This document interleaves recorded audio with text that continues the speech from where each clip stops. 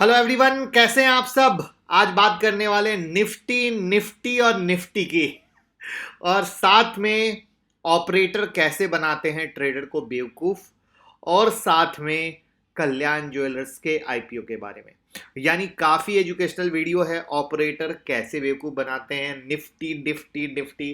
तो मैं मुकुल अग्रवाल आपका आप ही के यूट्यूब चैनल में स्वागत करता हूं। जो भी नए लोगों, चैनल को जरूर सब्सक्राइब करें और उसके साथ बेल आइकॉन हिट करना बिल्कुल ना भूलें। उसका कारण ये है, जितनी भी वीडियोस आप स्क्रीन पे देख रहे हो, जो हमारी परिवार है, हमारी फैमिली है, उन्होंने जितना प्यार दिया है, आप भी चाहते हो कि उसी प्यार का फायदा उठा सकें, उसी नॉलेज का फायदा उठा सकें। तो उसके लिए चैनल सब्सक्राइब के साथ बेल आइकॉन हिट रखना जरूरी है, क्योंकि अगर बेल आइकॉन हिट नहीं रहेगा तो आपके पास कोई भी वीडियो की इंफॉर्मेशन अपडेट नहीं आएगी और आप मिस कर जाओगे, फिर पता नहीं कब देखोगे। तो इसीलिए मैं कहता हूं बेल आइकॉन हिट रखना। चलिए तो बात करते हैं निफ्टी से। तो निफ्टी की कहानी शुरू करने से पहले आप ये जान लीजिए कि निफ्टी में जो लेवल हैं वो देने से पहले आप यहां पे देख लीजिए कि जिस तरीके से एक दिन पहले ब्रेकआउट हुआ था, फिर गैप डाउन हुआ, मार्केट वहां पे आज वापस से उसी कंडीशन पे खड़ा है। 460 का हाई उस दिन मारा था और आज 496 का हाई मारा है निफ्टी ने। तो अब क्या होनी चाहिए स्ट्रेटजी, क्या होना चाहिए तरीका ट्रेडिंग करने का। तो कोई परेशान होने की बात बिल्कुल नहीं है। निफ्टी के लेवल बिना बदले वही है। आज हमारा निफ्टी का बाय लेवल नहीं आया, कोई फर्क नहीं पड़ता है। 473 का हमारा रेसिस्टेंट, क्लोजिंग आया है। तो कल का जो हमारा रेसिस्टेंट है 536 का, वो एज इट इज वैलिड है। और 405 का सपोर्ट, यानी अगर कल मार्केट गिर के 405 के पास में आता है, आप बाय कर लेना, या फिर 536 के पास में जाता है तो जो फॉर्मेशन के लिए वीडियो लाइव हुई है, सबसे आसान ट्रेडिंग स्ट्रेटजी, या वीवैप या बॉलिंजर या सुपर ट्रेंड स्टॉप लॉस लगाने का तरीका, वो वीडियो की मदद से आप फॉर्मेशन देख के जब रेसिस्टेंट पॉइंट आता है वहां पे सेल, या जो सपोर्ट पॉइंट आता है वहां पे आप बाय कर सकते हैं। लेकिन अगर फॉर्मेशन नहीं बनता है तो आप उस ट्रेड को छोड़ दें। फिर उस सपोर्ट के नीचे में अगर सेलिंग का कंफर्मेशन या रेसिस्टेंट के ऊपर में बाइंग का कंफर्मेशन मिलता है, तब आप लेने के बारे में सोचें। उससे पहले आप बिल्कुल हाथ ना डालें, ये हमारी रिक्वेस्ट आएगी। जिसमें ये 11,536 आपका रेसिस्टेंट हो गया, 11,405 आपका सपोर्ट हो गया। बाकी नीचे के सपोर्ट पॉइंट मैंने दे रखे हैं। ऊपर का रेसिस्टेंट इसलिए मैंने नहीं दिया है क्योंकि कल की क्लोजिंग देखते हैं मार्केट कहां जाता है। क्योंकि एसएनपी में, जिसकी बात मैं बार बार कह रहा हूं, मार्केट ने उससे बड़ा हाई मारा है, लेकिन मेरे लिए इंपॉर्टेंट है उसकी क्लोजिंग देखना। तो वो क्लोजिंग का इंतजार है। तो वो क्लोजिंग के रिगार्डिंग टेलीग्राम ट्विटर पे जो भी होगा मैं आपको अपडेट दे दूंगा। बाकी चीज, ये लेवल को आप पेपर में नोट करें, इसको प्रॉपर फॉलो करें, कोई तकलीफ नहीं होगी। साथ में ये जो चार्ट ऑफ वीक आपकी डिमांड पर शुरू की थी एमएनएम में, आप देखिए निफ्टी ऊपर और एमएनएम बिंदास मोहब्बत में नीचे आता चला गया। इसको बोलते हैं चार्ट ऑफ वीक, जहां पे सिर्फ एक चार्ट देते हैं आपको कि सीखे भी, कमाए भी और देखें नजरिया, ऑब्जर्वेशन की किस तरीके से दिया जाता है। इसलिए मैंने जानबूझ के इस बार इस तरह का चार्ट दिया कि आपको समझ में आए कि शुरुआत में ही इतना वजन है, तो जो प्रॉपर फॉलो करेंगे वो कितना मजा ले पाएंगे, वो कितना समझ पाएंगे। तो ये वो चीज है जो हम शेयर करने की कोशिश करते हैं और फॉलो करते हैं। तो ये लेवल जो अभी भी दिए हैं, कोई ये पूछे कि सर एमएनएम में अब क्या है, तो इस वीडियो में जो लेवल दिए हैं वो एज इट इज वैलिड हैं। हमारे लेवल बच्चों की तरह चेंज नहीं होते, इसलिए परेशान होने की दूर दूर तक जरूरत नहीं है। रिलायंस में भी मैं बोलूंगा जो लेवल दिए हुए हैं वो एज इट इज वैलिड है, उसमें परेशान होने की जरूरत दूर दूर तक नहीं है। अब इससे साफ, इससे बिंदास, इससे क्लियर और क्या आपको बोल सकते हैं कि जब क्लियर कह दिया कि वो लेवल वैलिड है, तो बस पेपर में नोट करिए और एक महीने पहले पेपर ट्रेड कीजिए, फिर उसका फायदा लीजिए।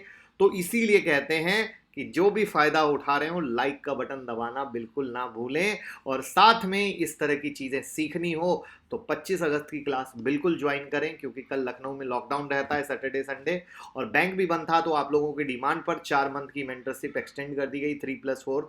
तो आप कॉल करके इस नंबर पर सीट बुक करके वो 4 मंथ की मेंटरशिप ले सकते हैं, वरना आपको पता है सिर्फ 3 मंथ की मेंटरशिप मिलती है, जिसमें आप किस तरीके से 42nd बैच खत्म हुआ है और लोग किस तरीके से कमा रहे हैं, किस तरीके से 10:30 बजे तक ही उनके ट्रेड खत्म हो जाते हैं, किस तरीके से रात के 2 बजे भी रिप्लाई जाता है, ये सब किस तरीके से 15 ट्रेड में 3 स्टॉप लॉस 12 विनिंग ट्रेड, हर एक चीज अवेलेबल है। तो ये चीज अगर आप चाहते हैं तो आज कॉल करें और टीम से बात करें। अब बात करते हैं ऑपरेटर कैसे बेवकूफ बनाते हैं इन्वेस्टर को। इसका एक एग्जांपल लेते हैं। कोई एक ऑपरेटर है और उसके पास 1 लाख शेयर है किसी XYZ कंपनी के, और कोई स्मॉल कैप की कंपनी है। अब जैसा कि ऑपरेटर को पता है कि कोई भी normal trader investor price action के पीछे जाता है जहां पे वॉल्यूम को वो देखता है, करेक्ट है, आप भी यही देखते हो। तो ऑपरेटर जानता है कि इन्वेस्टर की नजर उस स्टॉक पर होती है जहां पे सडन सन्नाटा हो और वॉल्यूम इंक्रीज होने लगे। तो इन्वेस्टर ऐसी जगह में थोड़ी भी जब तेजी होती है तो वहां पे जंप लगा के घुस जाता है। आई होप मैक्सिमम लोग इसी तरह का करते हैं। तो ऑपरेटर ऐसे XYZ शेयर को उठाता है जो शांत है, मूवमेंट नहीं है, या तो बहुत गिरा हुआ है और वॉल्यूम भी नहीं है। अब यहां पे ऑपरेटर प्लान बनाता है।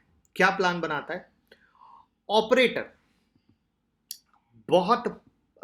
वो 4 जगह से एक तो ऑपरेट करता है। 4 जगह से ऑपरेट करने का मतलब एक जगह बाइंग, एक जगह सेलिंग, यानी एक आध रुपया के इंतजार में वो बाइंग सेलिंग करके पहले स्टॉक में हलचल लाता है, मूवमेंट लाता है, जिससे लोगों के बीच कहीं ना कहीं उस चार्ट बेसिस पे क्यूरियोसिटी बने, कहीं ना कहीं कुछ गेम बने। साथ में वो थोड़ा थोड़ा, जैसे भी कहते हैं कि स्मॉल क्वांटिटी बेस पे वॉल्यूम को उसको वहां पे इंक्रीज करने की कोशिश करता है, क्योंकि बायर भी वही है, सेलर भी वही है, और कंटिन्यू वो 4 टर्मिनल से बाइंग सेलिंग लगा के पोजीशन को 1 रुपया ऊपर 1 रुपया नीचे में बाइंग सेलिंग करता जा रहा है कंटिन्यू। और वो जब कर रहा है तो धीरे धीरे धीरे धीरे स्पाइक भी आता है, वॉल्यूम भी आता है, मूवमेंट भी आता है, और नॉर्मल इन्वेस्टर की नजर पे भी आता है। और उस नजर को बढ़ाने के लिए साथ में मीडिया आर्टिकल्स भी आ जाते हैं, टेलीग्राम व्हाट्सएप पे भी इस तरह के स्टॉक की बात आ जाती है कि किस तरीके से इस स्टॉक में हलचल देखी गई है, या बहुत ही बनी बनाई स्टोरी डाली जाती है।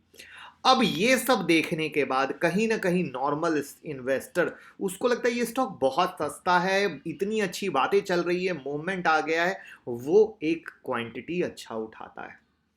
अब इस तरीके से हलचल के बाद धीरे धीरे बायर्स की एंट्री शुरू होती है, और यहां पे अब जो ऑपरेटर बायर सेलर का गेम कर रहा था वो यहां पे रोक देता है बायर सेलर का गेम, क्योंकि उसने इतना पंप करके उसकी स्टोरी को हाइड कर दिया कि अब धीरे धीरे धीरे धीरे धीरे धीरे स्टॉक ऊपर की तरफ चलने लगते हैं, और उस ऊपर की तरफ चलने में धीरे धीरे स्टॉक जो ऑपरेटर है वो अपना माल हर लेवल पर थोड़ा थोड़ा छोड़ता चला जाता है, क्योंकि नीचे से उसने उठाया था, नीचे से ऊपर के बीच की रैली में उसने पब्लिक को सपोर्ट किया, और बाद में पब्लिक ने उसको ऊपर तक ले जाने में सपोर्ट किया, जहां के ऊपर तक ले जाने में उसने धीरे धीरे अपने माल को छोड़ के वो खाली हो गया। तो इस तरीके से ऑपरेटर आराम से खाली हो जाता है, और एक लिमिट के बाद आपको स्टॉक में गिरावट दिखती है, क्योंकि वॉल्यूम जो होना था, जो गेम होना था, वो तो करके ऑपरेटर भैया निकल गए।